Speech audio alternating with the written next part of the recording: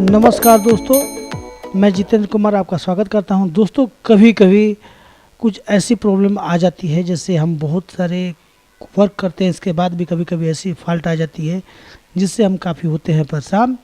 जैसे कि इस माइक्रोटेक बोर्ड में देखिए, 2 बोर्ड मैंने पैरेलल लगाए हैं और सेम टू सेम दोनों में वोल्ट बता रहे हैं, लेकिन दोनों में बाइसिंग में अंतर है।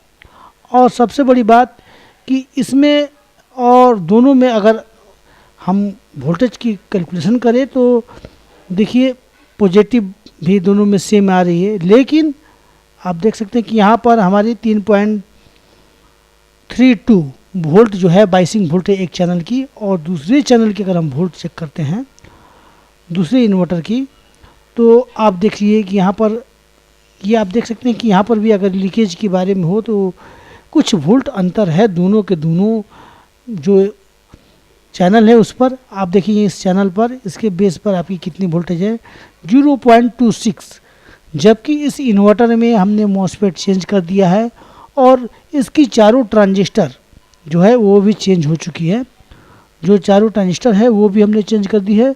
तो दोस्तों, सबसे बड़ी बात क्या है, हमने दोनों में देख लिया, जबकि हमारी ये जो जीनर है वो बिल्कुल सही बता रही है, क्योंकि हमने इसे निकाल कर चेक किया था। लेकिन कभी कभी ऐसा होता है कि कुछ ऐसे कंपोनेंट्स होते हैं जो सही बताते हैं, सही वर्क करते हैं, लेकिन वो प्रॉब्लम करते हैं।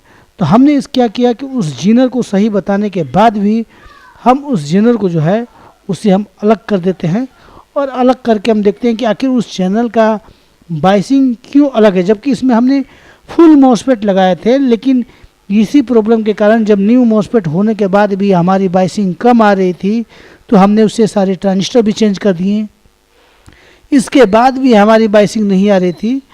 तो अब हमने सिर्फ सिंगल मॉसफेट लगाए। हो सकता है कि कोई मेरी नई मॉसफेट जो है उसकी बाइसिंग गड़बड़ हो, और उस कारण से हमारी जो है इन्वर्टर की बाइसिंग नहीं बन रही है। तो हमने क्या किया कि सिर्फ सिंगल चेक करके एक न्यू जो मॉसफेट है उसको लगाया, और उसके बाद हम फिर अब चेक करने जाते हैं। इसमें सिर्फ मैंने जीनर छोड़ दिया था, और अभी मैंने अब जीनर को कट ऑफ कर दिया है। उस चैनल का तो 100% सही है, और जबकि इस चैनल में हमारी जीनर जो सही थी, तो हम उस जीनर को कट ऑफ कर दिया। देखिए यहाँ पर हमारी वोल्ट आ गई।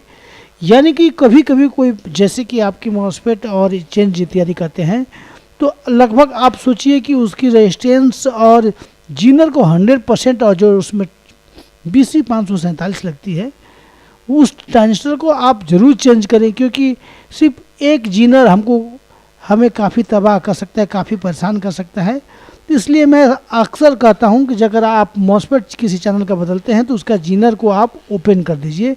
ये सिर्फ मैसेज था। अगर वीडियो अच्छा लगा हो तो लाइक कीजिएगा, शेयर कीजिएगा, सब्सक्राइब कीजिएगा। वीडियो देखने के लिए धन्यवाद।